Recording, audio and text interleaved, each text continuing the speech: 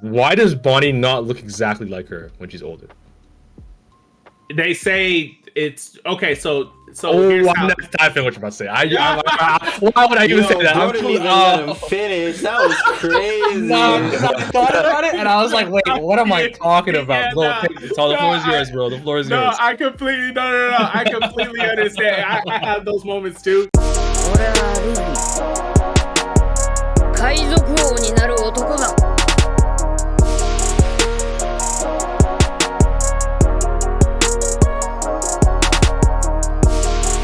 Welcome to the Strawhat Sitdown. Make sure you guys like and subscribe to the channel.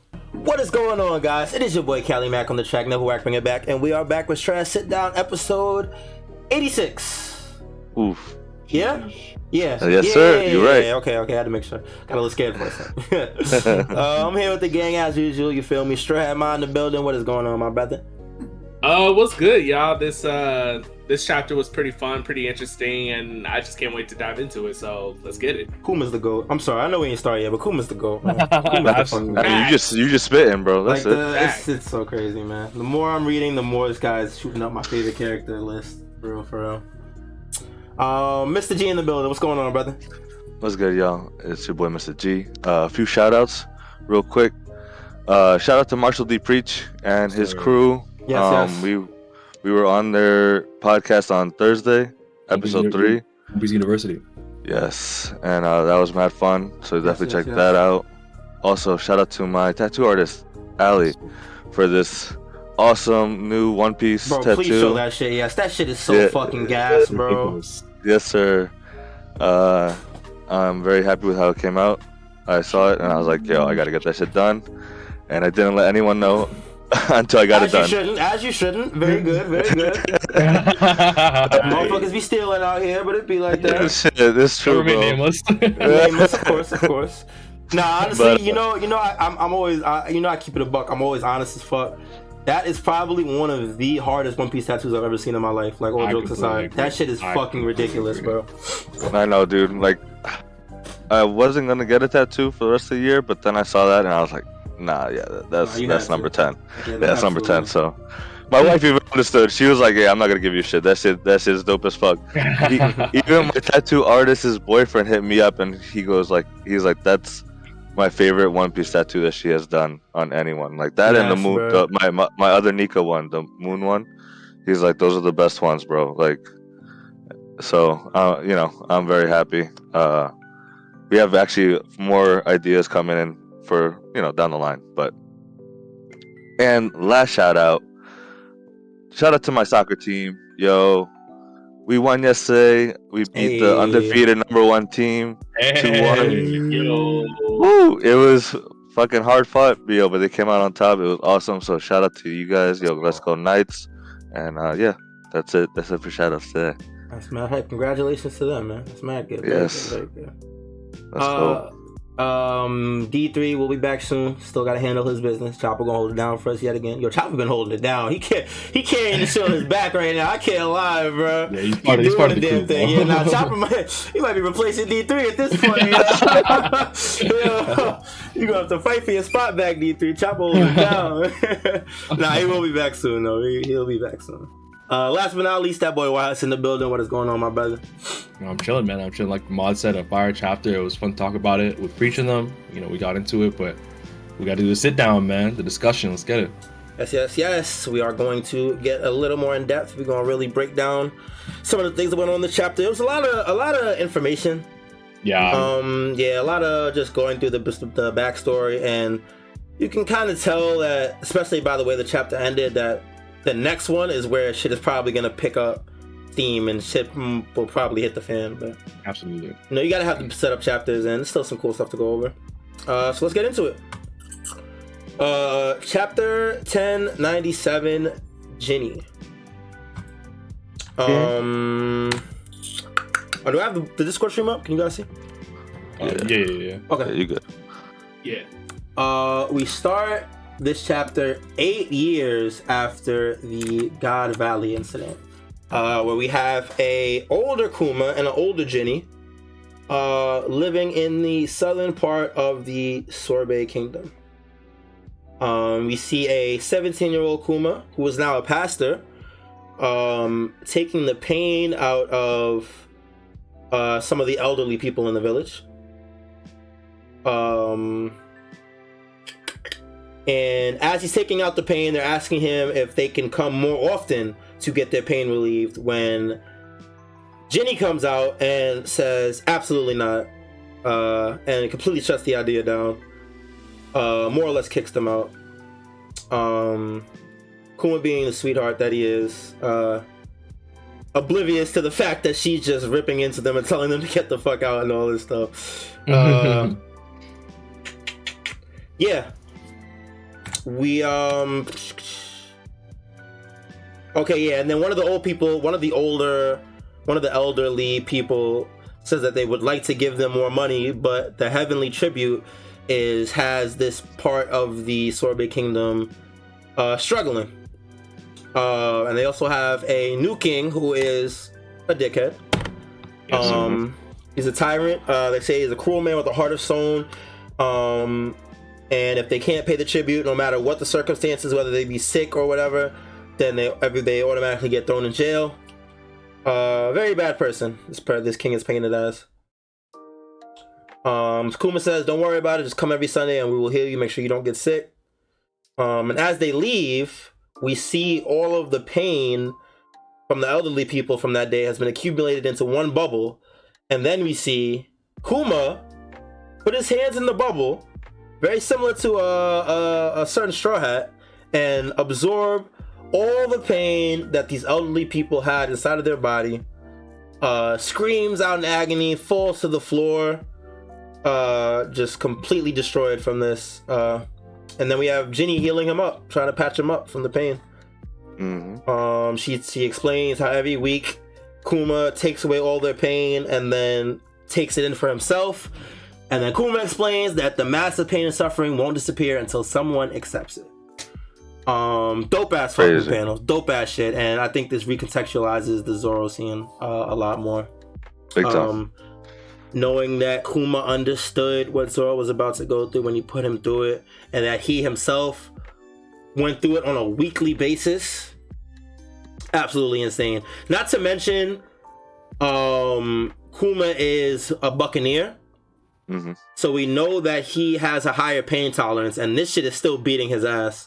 Mm-hmm. So we can imagine Zoro, a regular ass human who didn't even know hockey at that point, taking on a bubble 3 times this size and still standing. That guy's the fucking GOAT, man.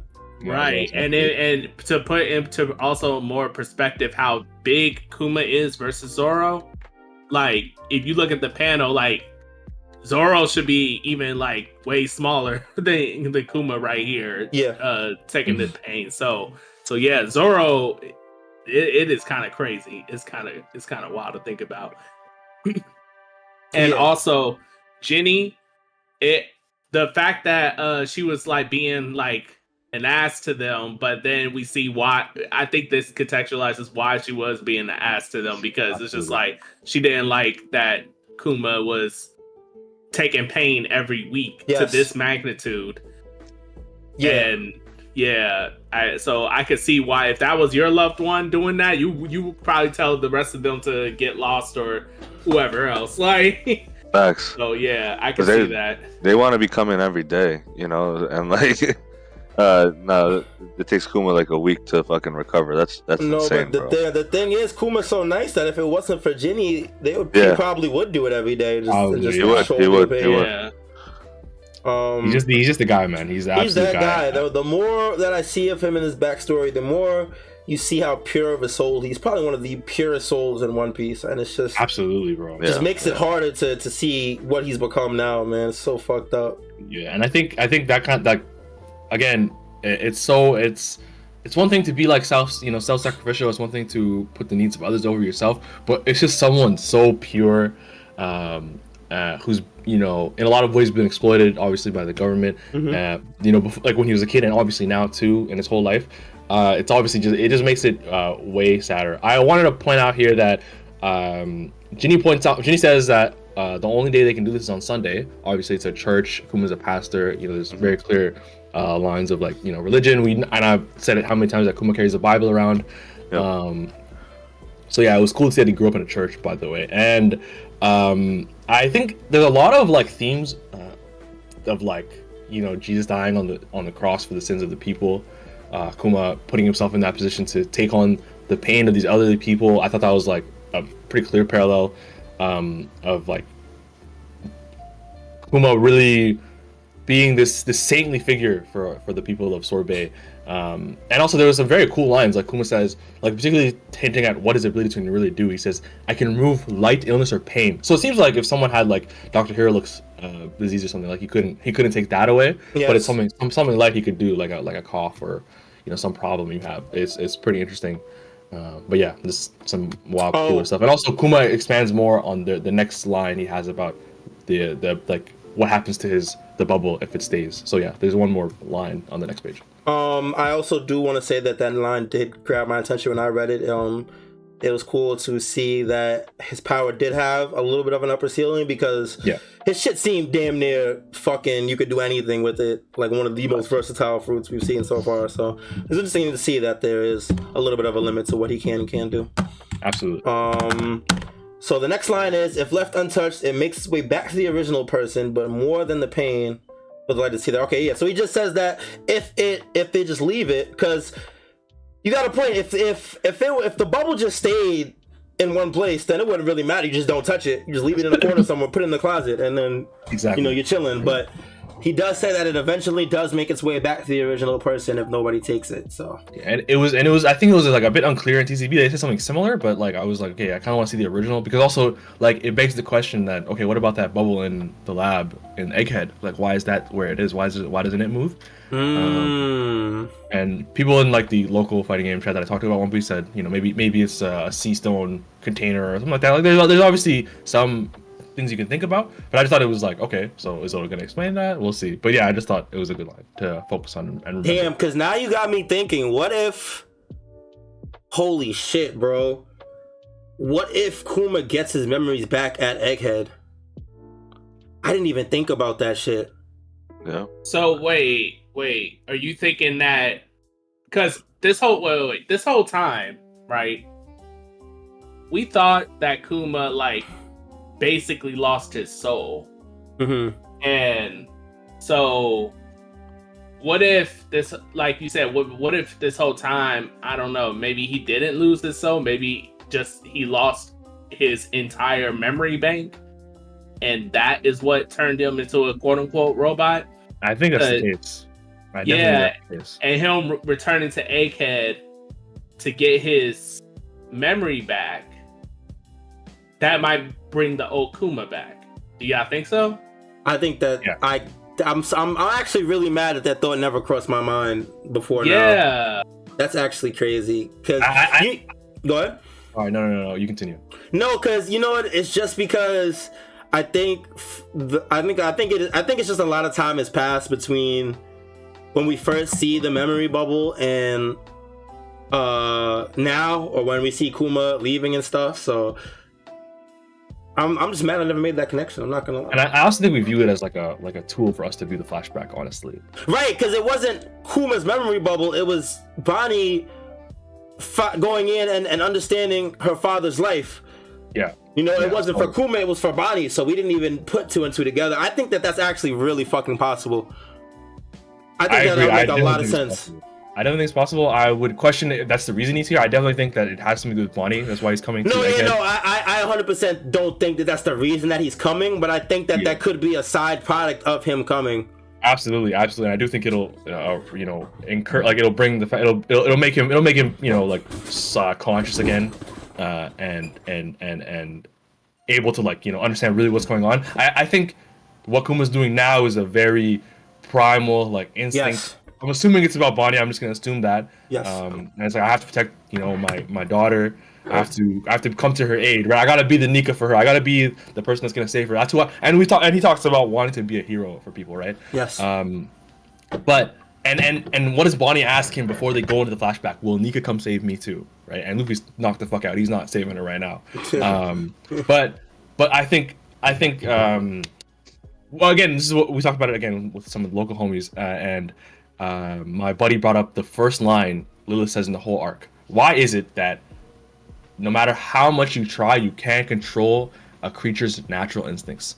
And I think that's a big theme of this arc, that you can snuff people's you can snuff out their identity, who they are, but at the end of the day, you can't control who they really are, and like, you know, what they really strive and what their purpose is, right? And I'm reminded of a speech in chapter 100 by Goldie Roger that inherited will, dreams, and destiny, like as long as there are people who seek freedom, these things will never vanish from the earth. And I think dreams is that, like, that ideal, like that, what am I here for? And I think that's what it's saying about that. Even though he lost his memories, he didn't lose his soul, like you put it. So yeah, I think that's part of this whole idea of, you know, what people want to do and stuff. I remember you bringing up that line way long ago. I don't think it was exactly when she said it, or maybe it was, but I do remember you bringing up that line specifically to make that point. Super important. Yeah, no, I can definitely see it. Important. Yeah, I can definitely see it coming. Oh yeah, because it was about the Seraphim probably, and like Boa helping them. Yeah, since we were talking about Boa, and then you brought up the line, people can't stop people's natures. Yeah, absolutely. Definitely a big theme in this arc. Yeah. So Kuma's resting, taking all that pain. Ginny's healing him up. She's upset that Kuma has been taking all this pain for all these other people in the village. Then Kuma says, let's eat, and she's like, all right, cool, and then just forgets all about it. So it can be like that sometimes. We fast forward again, a few years after Kuma's now 22.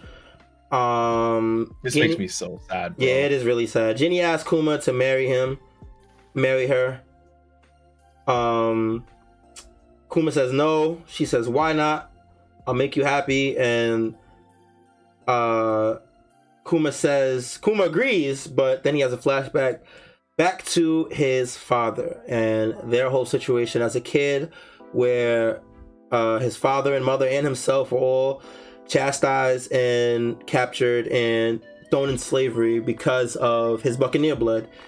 And he doesn't want to put that on Ginny. He says he doesn't want to bring her that misery. It's definitely really sad, very unfortunate. Yeah, it actually makes me want to cry right now. It's so sad. Kuma, man. It's like this big burly dude who has a really strong power, a really strong body, but like, bro, this nigga is so human. This is like legit trauma, right? That he can't get over, and it's affecting like his chance at like love. So it's really, really sad. Yeah, it's definitely really sad. Kuma's a tragic character, man. Yeah, man. So to distract Ginny from the whole marriage talk, he brings up an article about the freedom fighters that he sees in the newspaper. How they're causing protests in multiple countries, and that they're warned by the authorities. And then we see a picture of one of these freedom fighters, who turns out to be a young dragon. Kuma then says one day he wants to go out to sea and use his life to help others as well. They then get interrupted by some people that want to give them some fish for helping them out or whatever. I don't get why she threw the thing at him here. I ain't gonna hold you, I don't know either. Like, I was kind of confused by this. I think she was like stewing over the fact that he refused her proposal. Oh, probably from her ignoring the proposal. And she calls him a dummy, and like, it's like, oh, you can't even see. It's like, this is the best thing for us. Okay, that's probably fair. That makes sense. Wait, Mysta, are you still here? I haven't heard from Mysta in a while. Yeah, I'm still here. Okay. You guys just going. That's cool. All right, no problem. What are you gonna say, Mod?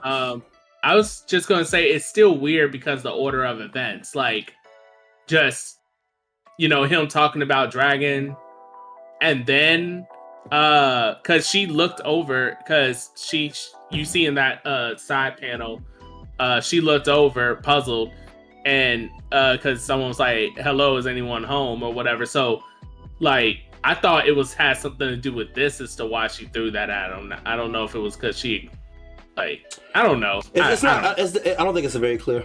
I don't think it's very clear. That's right. Yeah. Chat, YouTube, if you guys know what they're talking about in this panel, let us know in the comments, because we a little stumped here. I ain't gonna lie. Yeah. All right. So we fast forward to the same time frame that we were in, but a little bit later, where disaster strikes, and we have Kuma yelling at some Navy officers who have taken some of the villagers captive. Kuma is pleading with them, letting them know he's a pastor from the south. But actually, this is the Navy. These are the North. These are the Northerners, right? Yeah. Okay, yeah, no, my apologies. So these are the Northerners. So a new law has passed from the evil tyrant king, in which the land has been split into two, where the North is the actual Sorbet kingdom, quote unquote, and the South will be a lawless land where the North are free to do anything to, and they are not responsible. They will be responsible for their own heavenly tribute to the government. So the Northerners have come and taken some of the slaves, some of the Southerners hostage as slaves, but Kuma's not having that. He starts rebelling and fighting against some of the Northerners. We cut to a conversation between the king and one of his advisors where they say that the policy is not going over with some of the people, but king does not give a fuck. He says they'll follow the rules eventually. Yeah, and he puts it in a pretty interesting way. He talks about how purposeful the idea that he's labeling the Southerners as lawless people. So it actually kind of gives the impression that he's a bit smarter than he seemed. Yeah. Yeah. Seemed past tense. R.I.P. Bozo. Yeah, we know this thing cannot make it past tense. So we then cut to the prison where Kuma and Ginny have been taken captive. Well, Kuma was taken captive solo. He ends up in a cell with Ginny because Ginny and a few others, because Ginny and some other people went up in arms to try and get Kuma released, and ended up losing that battle and getting thrown in jail as well. Yeah. One thing I know, YHuss mentioned it before. Those are the same guys that are part of Bonnie's crew later on. Yes, sir. I'm looking out for her later in the. Yeah. Very cool. Oh no, sorry. Go ahead, Mysta. And they were also just the ones that were in the previous few pages ago that were giving fish to them as well. So yeah, it seems like their name is either maybe Gyogyo, because that's what Kuma called them. But in TCP, he called him a fisherman. I thought he was laughing when he did that shit. Oh shit! I thought he was like a One Piece laugh. You know, them shits be stupid. Yeah, they do be. That's so crazy. But yeah, in the panel where they have the layout of the island, I was thinking about this in the fact that like Kuma being like the hero of these people reminds me of like Odin, you know, like shaping up Kuri, or like Fisher Tiger, like shaping up that area in Fishman Island where like all the criminals chill.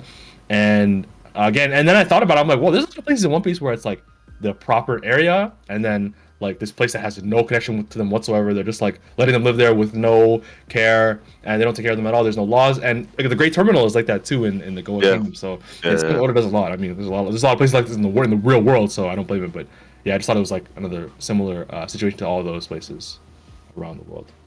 Yeah, no, that's definitely fair. Okay, yeah. So Ginny, Bonney, and Kuma are in prison. Just talking about the current situation, how things are falling apart in the village. We also see this where they start to get a little bit radicalized. Ginny talks about we have to take down the entire world government if we want things to change. And almost like clockwork, as soon as she says that, they hear an explosion, and we see there is an attack on the Sorbet Kingdom. We see two familiar silhouettes, and we find out that the Sorbet Kingdom is freed. As we see these two silhouettes up close in front of Kuma and Ginny, we find out that it turns out to be Dragon and Ivankov. Ivankov says that they've been in prison, they're here to get you out.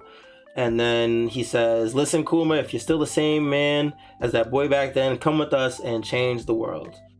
And so, with the Sorbet Kingdom freed and the freedom fighters here giving them an offer, we see the freedom fighters turn into what we now know as the Revolutionary Army, with Kuma, Dragon, and Ivankov being the three head honchos. Ginny also joins underneath them. Yeah, how fast page. This shit is hard. Shit is definitely hard. Shit just goes crazy. It's like a Strawhat almost, like spread where you see all of them. It's just so tough. Yeah. Definitely sick stuff. I wonder if they killed the king. Is it? stated? I thought they did. I think they do. Yeah.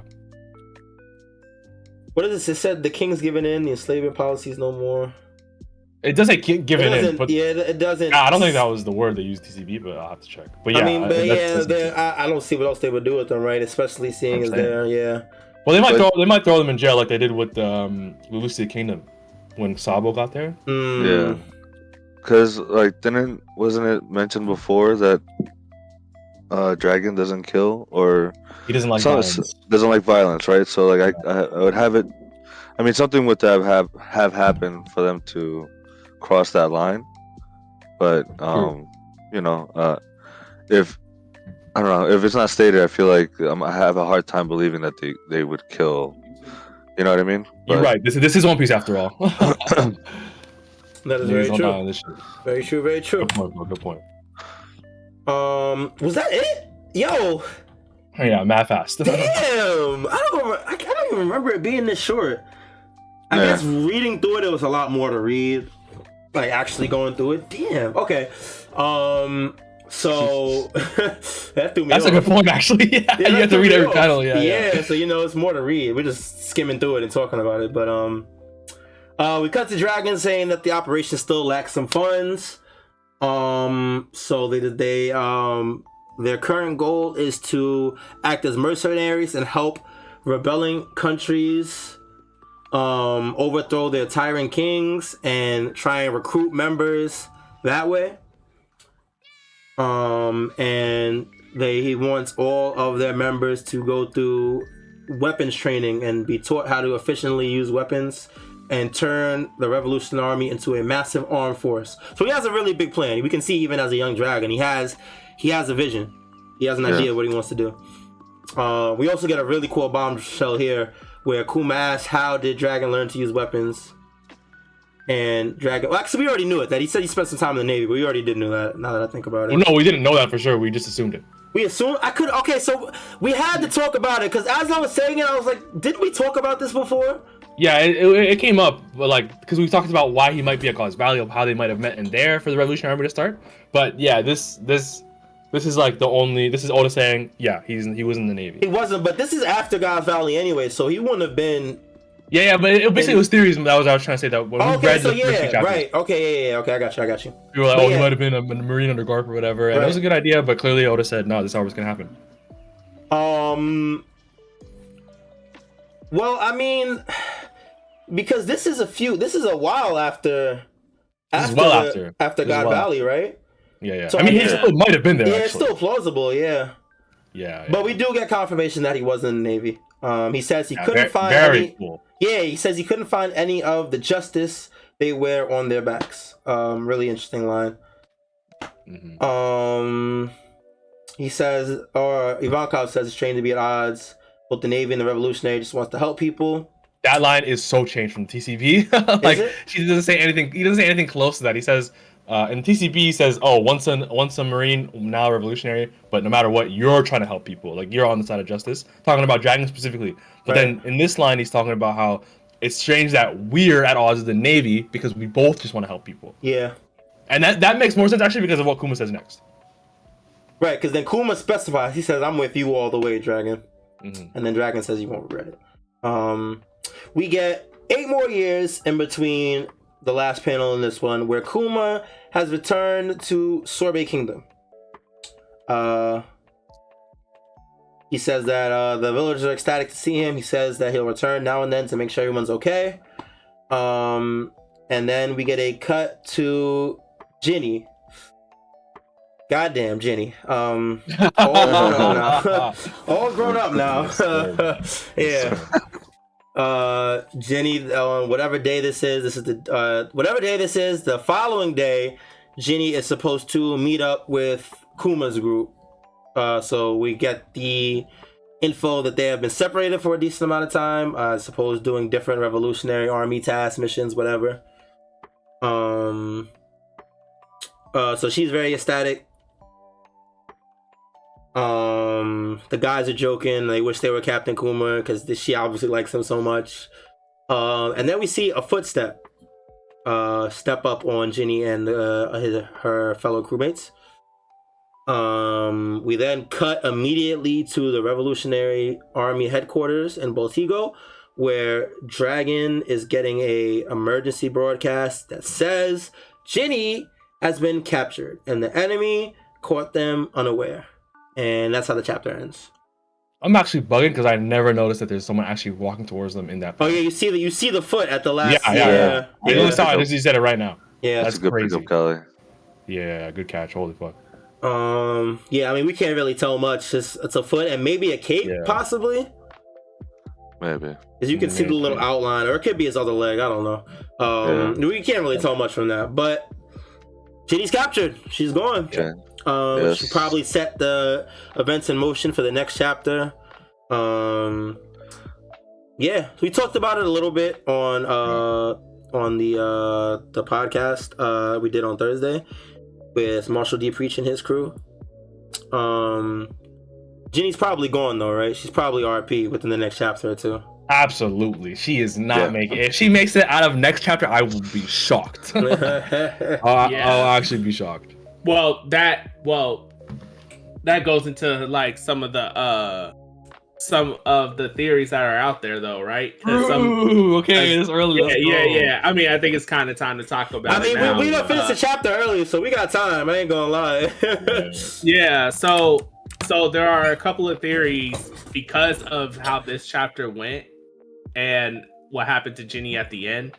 Well, one thing for sure, we know we never saw Bonney at all, and Bonney is in the current story. She's 24, I think, or something like that. She's estimated 24, 26 according to like a data. Yeah, so meaning that if she was ever conceived, it should have been at some point here, right? Yes. But we never got a mention of that. We never saw Ginny pregnant. Now, theoretically, all this stuff could have happened because it's not like the time skips were like super duper like uber tight knit, but they were like sporadic a little bit. They were like, I think those what was it like? It was 30, 25, 22, and then 14. Yeah. So it's possible that Bonney was conceived, but people are talking about how the fact that none of that was like brushed on like whatsoever, right? Well, not just that much. It's just also the fact that Oda went even out of his way to have Ginny ask Kuma to marry him, right? And then he thinks about like, I don't want to pass on my Buccaneer blood, right? Or get her involved in any way. So I'm with you on I don't think Bonney is their kid. I think that like we've been saying, she is the clone of Ginny, and that's why we see Kuma join Mads, with Vegapunk, Judge, Queen, and like I think that was his whole goal, to bring Ginny back to life in some capacity. Yeah, and that's one theory. The other theories are that Ginny is actually Bonney. Bonney is Ginny, but whatever happens in the next chapter, she, for some odd reason, she either lost her memories, because we know Kuma can take away memories, and through some type of age manipulation thing from her devil fruit, that Bonney is somehow Ginny. That's interesting. We cooking with grease right now. I ain't gonna lie. Holy shit. What'd you say? I said we cooking with grease right now. This is getting kind of crazy. I ain't gonna lie. I didn't even think about that, bro. Yeah, that's crazy. We're kind of cooking right now. I ain't gonna lie. Yeah, it's kind of getting deep right now, and the crazy part is all these theories are plausible. Another theory, well, not really a theory, but you could take the more quote unquote pragmatic route and just be like, no, that's still Bonnie's kid. Like, we don't have no confirmation, so as far as I know, that is Bonney. That is the kid of Kuma and Ginny is deceased. So that's the pragmatic route of like, we have no evidence, so therefore, like, that's what it is. But what are y'all thinking right now, though? Like, any other theories or anything about it? I guess right now I'm mostly leaning towards the clone theory. I think that, like, but how do I say this? I think the clone theory is the one that makes the most sense, but Oda normally tends to swerve from the route that makes the most sense, which is why I'm a little skeptical to say that the clone theory is what it is. I feel like it's probably deeper than that. That's probably my thoughts right now. I feel like there's so many different routes he could take, and a lot of these, and it's crazy how a lot of these theories, I feel like a lot of time when we theory craft and when we hear other people's theories, a lot of them sound like bullshit, but like a lot of the theories I've heard for the whole Kuma, Ginny, Bonney thing, they all sound very plausible. So Facts. Yeah, I think it's one of those things Oda like is clearly keeping in the dark for a reason, and I think that's part of what makes everything seem so plausible. Yeah. And again, I think it's great that like we're accepting all these thoughts, because this is the same series that like Marty said. Okay, yeah, maybe the most pragmatic route is that, you know, they had a kid like late after this, and she because they're still everyone saying Vegapunk and the Gorosei say, oh, she's just a kid. You know, they say she's just a kid or whatever. So sure, maybe she could have been born now, and then she just seems older because of her devil fruit. I think that's definitely a very possible thing. But this is the same that like literally just an arc ago, Kinemon told us, bro, we're from 20 years in the past. Something no one thought Oda would ever have time travel in One Piece, right? Exactly. So yeah, I think anything's possible. I kind of like don't know like which theory I lean the most towards. I think like, again, even though I just said the most pragmatic one is that she's their kid, I think that obviously has the most, you know, evidence or whatever. But again, like I said before, they say the Buccaneers are extinct, so I'm not sure that's Kuma's kid. But I think the Ginny Bonney thing raises some question if Ginny is Bonney. Why does Bonney not look exactly like her when she's older? They say it's okay. So I'm not what you're about to say. Why would I even say that? I didn't even let him finish. That was crazy. Because I thought about it and I was like, wait, what am I talking about? The floor is yours, bro. The floor is yours. I completely I completely understand. I have those moments too where you ask a question, you're like, okay, well the question is then why this, that, and the third, and then as you're thinking about the question you just asked, you gave your own answer, like type thing. No, I understand where you're coming from, YHuss, but essentially what I was going to say is, do y'all remember when Bonney was able to pull herself from a different timeline? Yeah, alter right, future. and alter her future, which means you could maybe even alter your past as well, and alter how you look slightly in a different timeline. So the combination of Kuma's memory erasing thing, right, and time manipulation, she may not even know that that's what she actually looks like because of those two things: time manipulation into different timelines and memory wipe. With those two things, I'm confident that she could pull herself from a different timeline, look slightly different, and with her memories gone, she may think that is actually what she looks like. So damn, I'm fucking with this, bro. That's deep. What the fuck? That's actually before I was really more like, okay, it's probably a clone, like Kuma said, like Mysta said, maybe she dies and he's like, please use her lineage factor, make some sort of clone, like what would her kid be like, blah blah blah, to Vegapunk. But no, I think this, wow, now that I think about it, like Mon said, the alter future makes sense, because even when she did it to Luffy and them, after they fought the pacifista in the lab, it says Luffy in a distant, like in a potential future or whatever. So yeah, damn, that's a I remember us bringing up that line. Like that was a weird way to just say that he got old. Yeah, like it's kind of specific. Yeah, like that was real specific. Wow, we might be cooking with grease today. I ain't gonna lie, this is crazy. Like all these theories are so freaking good, man. Like this is like the point where it's like it could be anything, and this makes it super exciting. Like I can't wait for the next chapter. Like I honestly cannot wait. Like super hyped. Damn, I honestly don't even know where I stack anymore with this theory, because so you got the pragmatic route where, you know, that is legit their kid, just maybe time manipulation, whatever, she's hiding her age. You got the clone wars. You got freaking memory wiping, that, you know, Jenny is truly Bonney just from like altered timeline changes her appearance slightly or something like just geez, like so many different like ways this story can go. It's so exciting. Like I cannot freaking wait. Absolutely, bro. Shit is definitely dope. But I will say that I kind of feel like the clone thing might be the like darkest route, just because it's like that is truly because it just goes to show that like Kuma really was determined to make sure that like he couldn't pass on, you know, his lineage in such a way.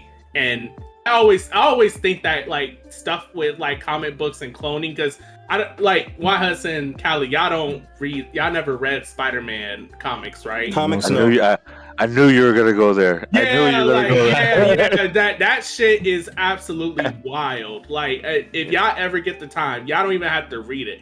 Go on YouTube and just look up Clone War, like just the clone saga from the 90s with Spider-Man.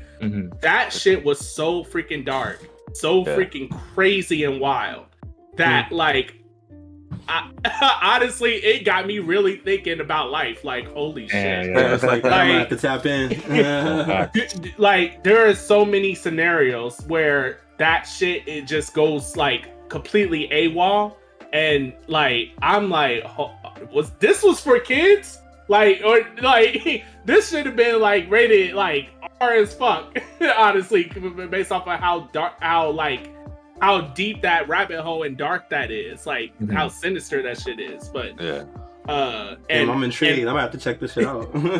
go ahead, like go look it up. And there's like I think 2 different storylines. One is like a what if storyline with Gwen and stuff like that, and that shit was also crazy. But back to One Piece though. If it goes anywhere near that, I'm gonna lose my shit. Like, I'm gonna lose my shit. But we know Oda's definitely been getting darker lately, so I wouldn't put it past him for sure. Yeah, but this I can see. That's why, like, with everything that's been accumulating between like Vegapunk being hell bent determined on keeping Kuma's secret from Bonney, who pissed at Vegapunk, I can see, and her looking into his memories. And she may know the truth from that, and we're going to get the truth. And oh my gosh, it's going to be devastating. I can't. Oh man, I'm so curious as to what the route Oda went with this. I'm so curious. Yeah, and I think a lot of routes just end up being like something really fucked up. Because let's say if Bonney is Ginny, then like, what happens to Ginny that Kuma is like, nah, I gotta erase her memory. Exactly. Like, that shit is dark too. Yeah, so fuck, man, I don't want to cry, bro, but it's gonna happen. It's this. You guys think this is going to be up there with greatest backstories in One Piece? Oh, I think it already is, and already is. It's crazy. I'm not gonna lie. Nah, like I think it's kind of unfair. Like I always think it's about Wano and the later One Piece arcs that there's so much that we have in terms of like world importance. Like in this chapter alone, we were in like 5 different like years. You know what I mean? And there's the revolutionary armies. There's all these characters, the Saturn, the Gorosei. We just saw Roger and Garp. So I think like it's just there's too much importance, and it's like it has too much of a scope. But in terms of like happening, of course, there's way more.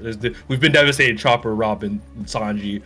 We did the episode that you guys should check out. Like 2 episodes back ago. Yes, sir. About ranking those back there. So definitely not in terms of scope, not yet. But in terms of like impact, not yet. But I think we're talking so much about how Kuma's the GOAT.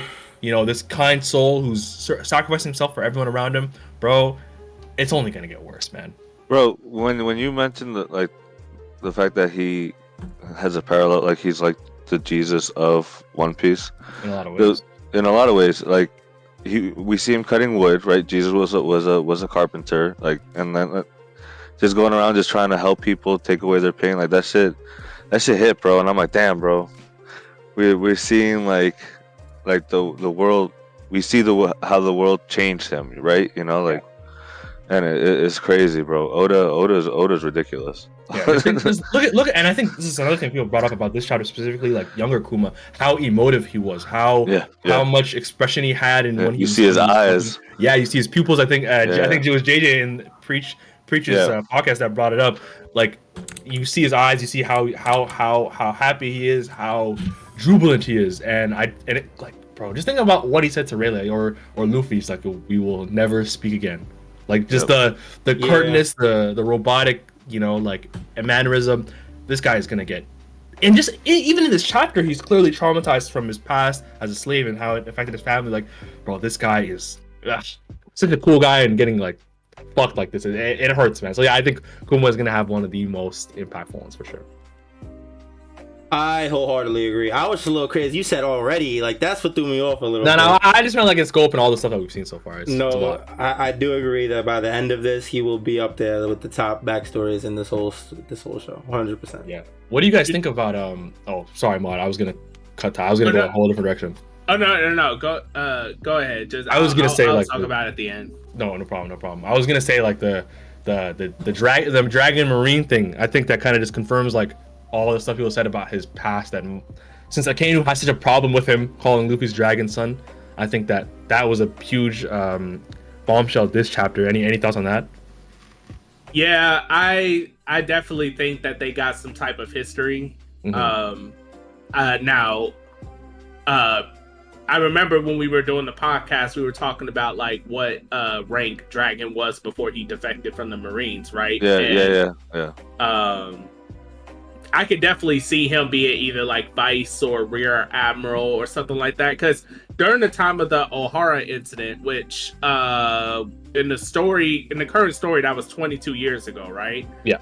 Yeah, so that was during the time frame that what was it? Kuma got put in jail? Yeah. So Kuma got put in jail in the same year that Ohara happened. And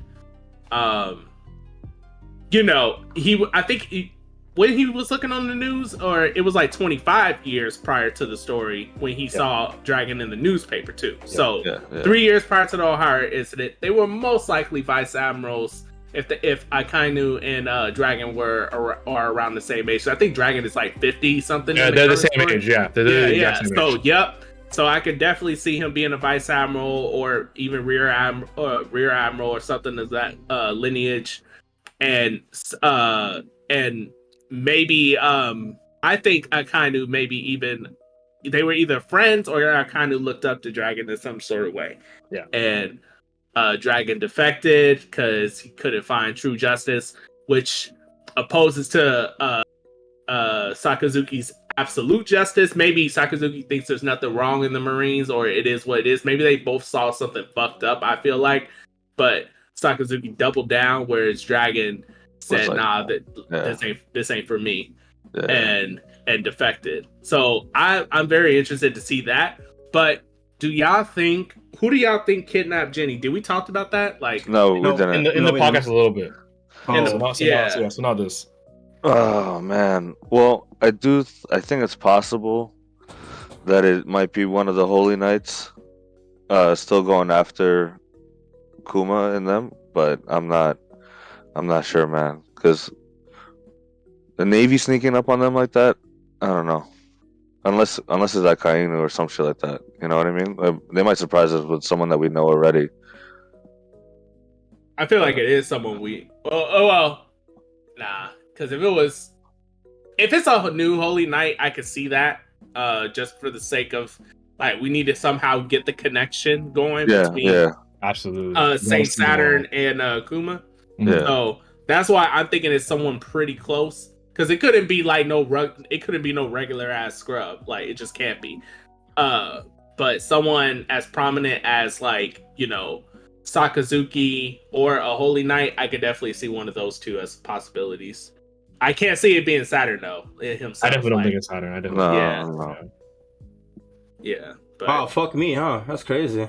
No, you think Saturn literally sat down? Is like that's his feet right there? Nah, I don't think it was. I just remember suggesting that when we were on the other. Yeah, but I kind of whenever I put it, I was like, it's like if it's Saturn. No, I don't think it's literally Saturn, but he could be the one saying, "Yo, this guy cannot keep roaming the Earth. Yeah, go after this nigga and the people around him and stuff." I definitely think it could be Saturn in that sense. But yeah, I think that's the case probably. No, I think that's the most obvious answer. Yeah. Because they have a lot of history, so yeah, I think it probably is a Holy Knight. But again, like we see a pair of feet. There's only so much we can gauge off. We can infer from that, yeah. Mm-hmm. Yeah.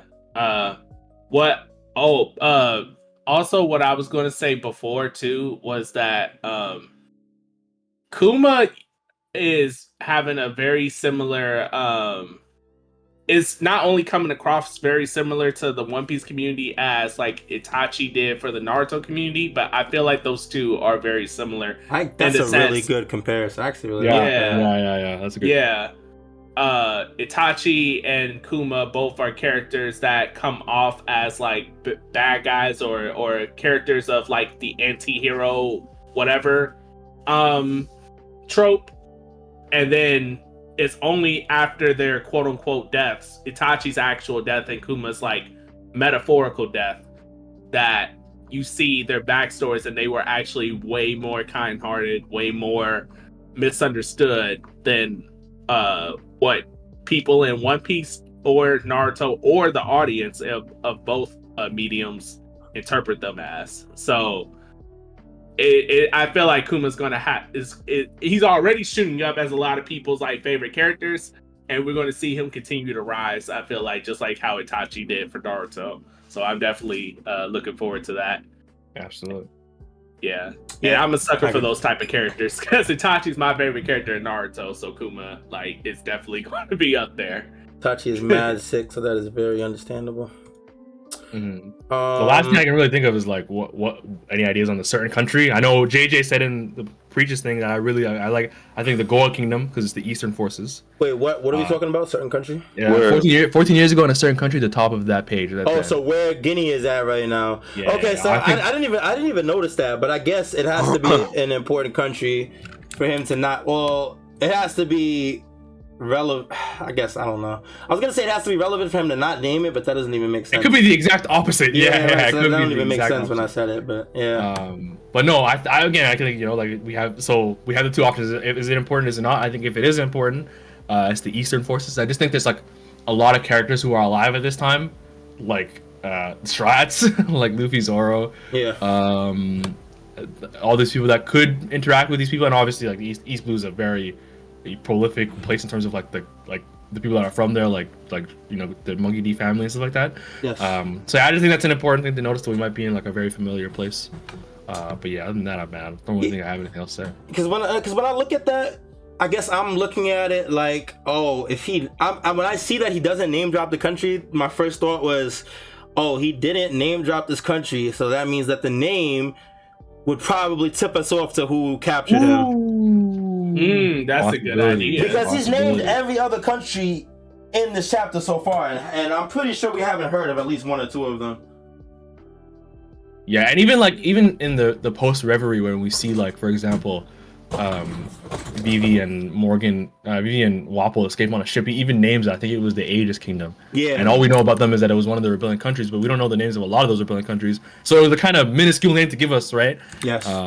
So you're spitting, bro. Like I think, damn, now I'm definitely on the fact that the train that it's important. Like. Yeah, it's Windmill City, bro. That's Luffy's mom. That's Luffy's mom. Okay, wait, stop. I'm not there on that one, bro.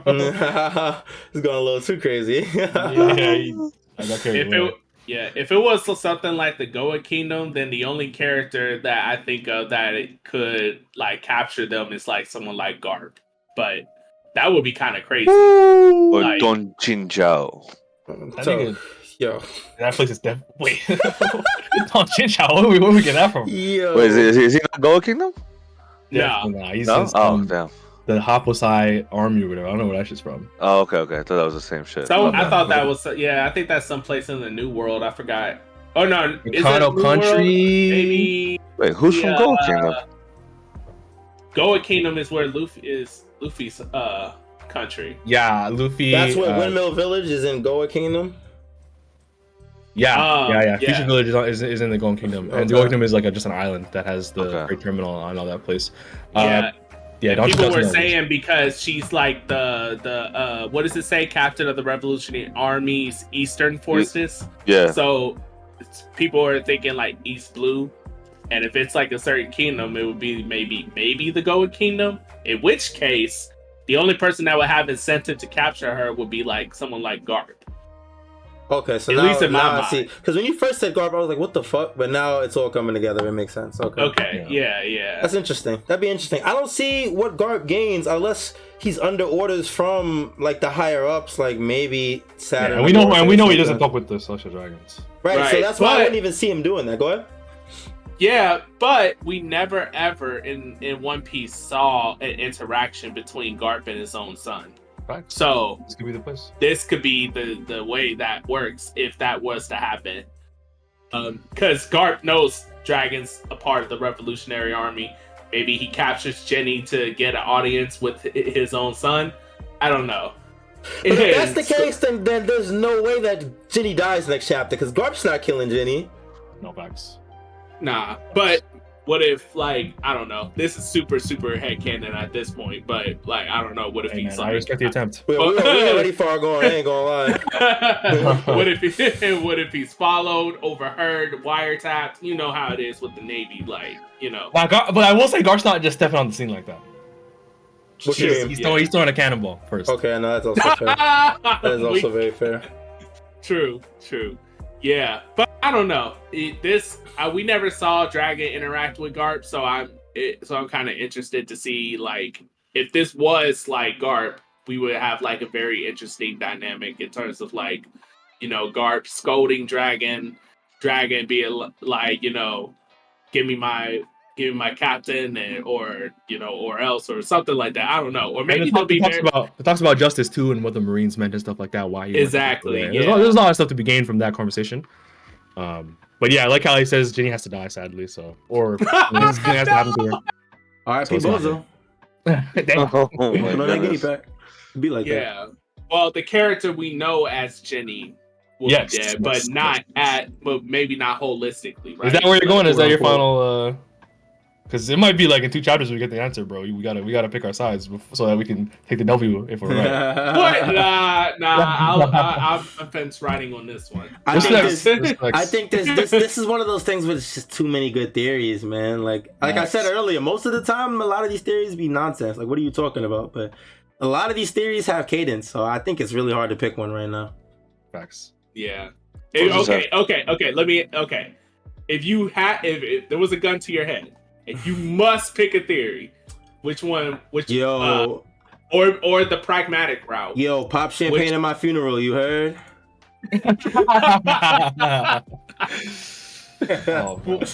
Which ones would y'all side with at this point? Yeah, I just keep in mind though, whatever comes true, it will not be held against anyone. I just really want to know. I like that disclaimer. Yeah, that was a good disclaimer. It will not be held against anyone. I just want to know what are y'all feeling the most at this point. We will not use it against you in a court of law. I fuck with the Bonney is Ginny. Yeah, I was gonna say the same thing. Yeah, because I think the clone one, the fact that she dies and then she, like, he's like, please to clone her somehow or whatever.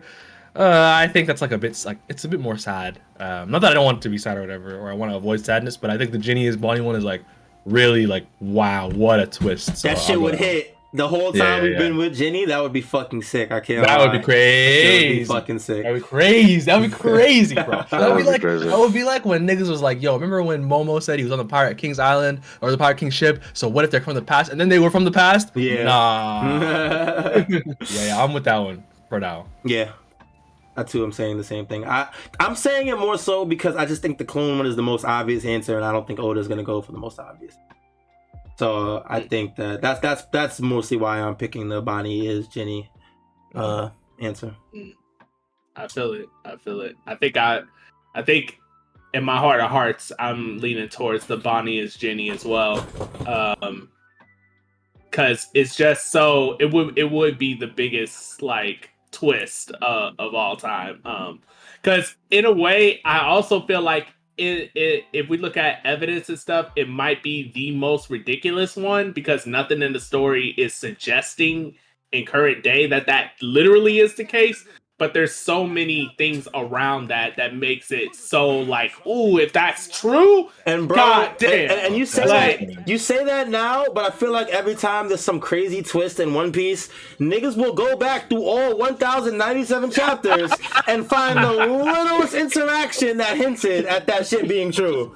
So like you say that now, but if that shit turns out to be true, I promise you somebody's going to find some type of foreshadowing from Oda hinting at that shit. Nah, you're spitting. Yeah, bro. nah, that is facts. It's just I just find it hard to believe. Like, at what point would you like see that Kuma has deliberately took away Bonney's memories or something like that? I don't know what hint that could possibly be, in my opinion. But you're right though. Someone could go scour throughout, like the One Piece scholars will scour everything and find something to trace that back, and I'll be like, God damn. But Mysta, what about you, bro? I'm gonna keep it simple, and I'm gonna go with the clone. Rare. Very fair. I mean, it as you guys say it though, it does make it now as we get closer to it, it does seem more obvious. But I do like that if Ginny was Bonney the whole time, and that's why he doesn't want her to get the memory back. Because I was like, why would a clone be upset? You know, I mean, once they get the memory, you know, their memory, and then they like, oh, I've been a clone the whole time. I feel like if she was Ginny, that would be more upsetting. So, Fair, bro. That's fair. Yeah. You know, but you know, we'll see. I mean, we got one more week. I can't wait to get more of the story, bro. Because this just been crazy. And no break, so yeah. No break. We're probably again. we're gonna get hit with the meanest break after this one. Oh yeah. Yeah. Well, you know, the holidays is coming up, so you know it's the chapters are gonna start slowing down soon. That's true. You know how that goes. That's true. The whole Sunday. I'm sorry, but we got one next week, so we good for at least one more week. Yes, sir. Yeah, I guess that's about it for the episode. We went through a lot today. Yeah, we did. Definitely a very full episode. Big shout out to everybody that's watching us now. Big shout out to everybody that's watching on YouTube, listening on Spotify podcasts, Apple Podcasts, Podbean, etc., etc. We appreciate you guys very much. So, make sure you guys like and subscribe on YouTube. Follow us on all our social medias: Twitter, Instagram, TikTok. We are everywhere at Sitdown. You look us up, you will find us. 2 subs away from 200. Two. Yo, Yeah, somebody 198. sub. Yo, one of y'all sub. I know one of y'all here is not sub. One of y'all on Twitch right now is not sub. Please sub. Yeah, one one of of y'all these Twitch watching on YouTube, Spotify, whatever. One of y'all are not subbed on the YouTube channel. Go there right now and sub. Please and thank you. It'd be greatly appreciated. It's crazy. Come Like the pace, by the way, is crazy because like we was at 150 in like August or something like that. Like, so it's Yes, wild. sir. We schmoving slowly but surely. We schmoving, man. Thank you to everyone that's recently subbed to us, and thank you for again, Preach, if y'all and crew, if y'all watching, thank y'all again for having us on. Can't wait to collab with y'all again. Yes, sir. Yeah. Make sure you guys check them out too. No break next week, like we said. So we will be back next Sunday with another chapter review as per usual. All right. Yes, sir. Yes, sir. Yeah, but that's about it. Hope you guys enjoyed. Till next time, y'all take it easy, be safe, be healthy. We appreciate y'all, and we will see y'all when we see y'all. Peace, peace, peace. Peace. Peace, y'all. Peace.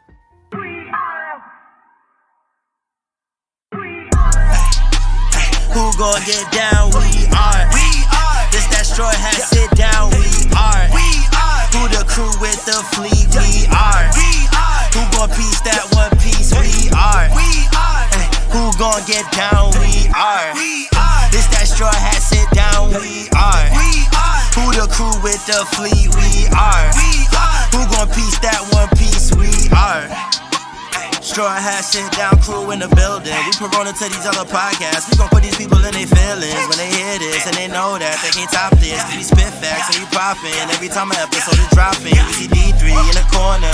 Mysta, that's a real G with the green screen in the background. Got him looking like he in a real scene. We got Big Mod in the cut. Always ready with rebuttals, but he bring the knowledge when we in the huddle, so you know the crew is never gonna fumble. And it's YHuss, last but not least. If you ask me, then Cali, mad the captain, make him rally around me. Every Sunday we gon' run deep, and we can't stop until we find out about that one piece. Who gon' get down? We are. This that Strawhat sit down. We are. Who the crew with the fleet? We are. Who gon' piece that one piece? We are. Ay, who gon' get down? We are. This that straw hat, sit down. We are. Who the crew with the fleet? We are. Who gon' piece that one piece? We